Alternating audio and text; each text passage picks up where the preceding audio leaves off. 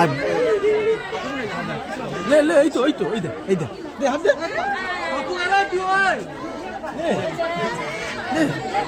High দে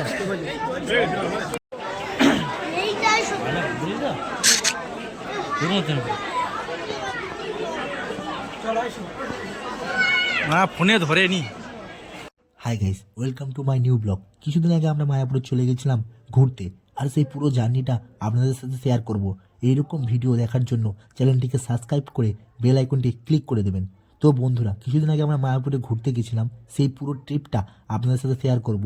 তো চলো বন্ধুরা, ভিডিওটা শুরু করা যাক। আমরা যে বাসে গেছিলাম, সেই বাস লোকনাথ ট্রাভেলস, সেই বাসটাকে ভেতর থেকে আপনাদের দেখাতে পারছি। আমরা বেরিয়েছিলাম আগের দিন রাত্রেবেলায় এবং পরের দিন সকালেই আমরা ঢুকে গেছিলাম মায়াপুরে। আপনাদের দেখাতেই পাচ্ছি কত বাস, এবং এই ঘরেই আমাদের থাকার ব্যবস্থা করা হয়েছে। তো বন্ধুরা, আমরা সকাল সকাল রেডি হয়ে ফ্রেশ হয়ে বেরিয়ে পড়লাম মায়াপুরটা একটু ঘুরে দেখার উদ্দেশ্যে। আপনাদের দেখাতেই পারছি কত সুন্দর ভোরের সকালের সে মায়াপুরের সৌন্দর্য আপনাদের দেখাতেই পারছি। আমরা অল ফ্যামিলি নিয়ে বেরিয়ে পড়লাম মায়াপুরটা ঘোরার উদ্দেশ্যে। আমরা হাঁটতে হাঁটতে মায়াপুরের ইস্কন মন্দিরের দিকে পৌঁছে গেলাম, এবং দুপুরের লাঞ্চটা আমরা এইখানেই করব। আপনাদের দেখাতে পাচ্ছি আমরা ঢুকে গেছি লাঞ্চের জায়গায়, মানে যেখানে খাওয়া দাওয়া হয় অন্নভোগ বা অন্নপ্রসাদ। কত লোক খেতে এসছে আপনাদের দেখাতেই পারছি। এই অন্নভোগ খাওয়ার জন্য কিন্তু টিকিট কেটে ঢুকতে হয়। বিভিন্ন ধরনের টিকিট আছে, যেমন 100 টাকা, 80 টাকা, 50 টাকা, তা আরও বেশি হতে পারে। আপনাদের দেখাতে পাচ্ছি প্রায় হাজার হাজার লোক একসাথে বসে খাওয়া দাওয়া হবে।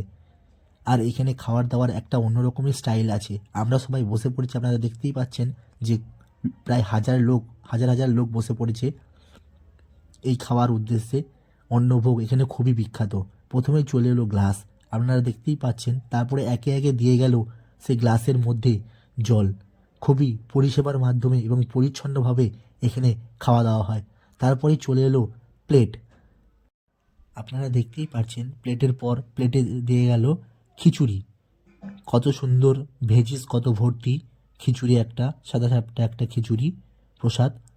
যে এই প্রসাদ খাওয়ার জন্য লক্ষ লক্ষ, প্রায় বলতে গেলে তারও বেশি পুণ্যার্থী বা লোকেরা মায়াপুরে আসে ইস্কন মন্দির ঘোরার জন্য বা এই প্রসাদ গ্রহণ করার জন্য। আর সেই খিচুড়ি প্রসাদের পরই চলে এলো অন্ন, যাকে আমরা ভাত বলি। সেই অন্ন চলে এলো প্রসাদে, এবং তারপরে পরেই চলে এলো একটি সবজি। সবজিতে বহু ভেজিস সবজি দেখা যাচ্ছে, ফুলকপি, বিভিন্ন রকমের সবজি আছে, এবং এটা দিয়ে আমরা খেতে খেতে তারপরেই চলে এলো একটি পাঁচমিশালি সবজি। এই সবজিটি খুবই সুন্দর খেতে ছিল। মায়াপুরের যে রান্নি বা রাঁধুনি থাকে, তাদের হাতের রান্না কিন্তু সত্যিকারেরই লাজবাব। আর সেই প্রসাদও গ্রহণ করে আমরা বেরিয়ে পড়লাম মায়াপুরটা ঘুরে দেখার উদ্দেশ্যে। কত ফুলের চাষ আপনারা দেখতেই পাচ্ছেন, এবং এই যে ইস্কন মন্দিরটা তৈরি হচ্ছে, এটি এখনও কমপ্লিট হয়নি, কাজ চলছে। কত সুন্দর করে এইটি তৈরি হচ্ছে। আর তারপরে আমরা বেরিয়ে পড়লাম মায়াপুরের সাইট সিন দেখার উদ্দেশ্যে।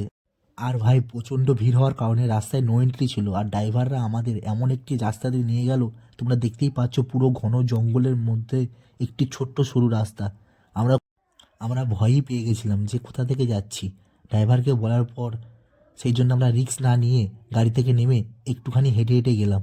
আপনার কারণ ভাই এমনিতেই সরু রাস্তা, আরও গাড়িটা ওলট পালট হচ্ছিলো এপাশ ওপাশ, তাই জন্য আমরা রিস্ক না নিয়ে হেঁটে হেঁটে গেলাম। এবং গাড়িগুলো সামনের দিকে গিয়ে রাস্তায় উঠে দাঁড়িয়ে আছে, দেখতেই পাচ্ছেন। আর এখান থেকে ইস্কন মন্দিরটা দেখুন, কত সুন্দর লাগছে। এই দৃশ্য সবসময় দেখতে পাওয়া যায় না। তো চলুন বন্ধুরা, মায়াপুরে সাইট সিন মন্দিরগুলিতে ভিডিও বা ফটো তোলার কোনো অনুমতি নেই, সেই জন্য আমরা বিকেলে চলে আসলাম মায়াপুরের সেই বিখ্যাত জায়গায়, যেটি না দেখলে মায়াপুর ঘোরাটাই বৃথা। এটি হচ্ছে মায়াপুরের গোশালা। আপনাদের দেখাতেই পারছি কত বড় এবং কত বিভিন্ন ধরনের প্রজাতির গরু এখানটায় রাখা থাকে। আপনারা দেখতেই পাচ্ছেন এইখান থেকে খাবার নিয়ে গরুগুলিকে খাওয়ানো হয়, এবং কি আপনারাও খাওয়াতে পারেন। নিজেরা টাকা দিয়ে কিনতে হবে, কিনে গরুগুলোকে খাওয়াতে পারবেন। আপনাদের দেখাতেই পারছি কত বিভিন্ন জাতের গরু এখানটায় রাখা হয়, এবং খুবই পরিষ্কার পরিচ্ছন্নভাবে এখানে তাদের বসবাস থাকে। এবং এই গরুগুলোরই কিন্তু দুধ থেকেই নিচেই বিক্রি হয় দই বা বিভিন্ন ধরনের ঘি। আপনারা দেখতেই পাচ্ছেন গরুগুলো, এই একটি গরু দেখুন ভাই, গরুটাকে দেখুন ভাই, যেমন শরীর তেমন শিং। আপনাদের আমি কাছ থেকে নিয়ে গিয়ে দেখাবো গরুটাকে একবার।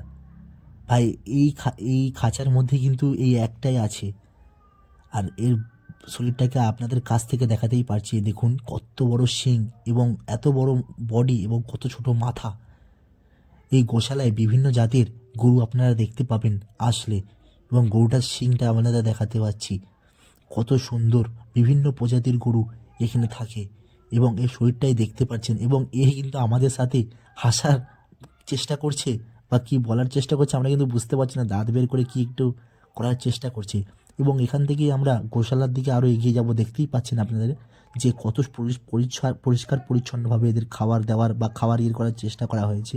এবং সর্বশেষে রাত্রে আমরা গীতা মেলা ঘুরে দেখলাম, যে মায়াপুরে আমরা যে সময় গেছিলাম সেই সময় একটি মেলা হয়েছিল গীতা মেলা বলে। সেইখানে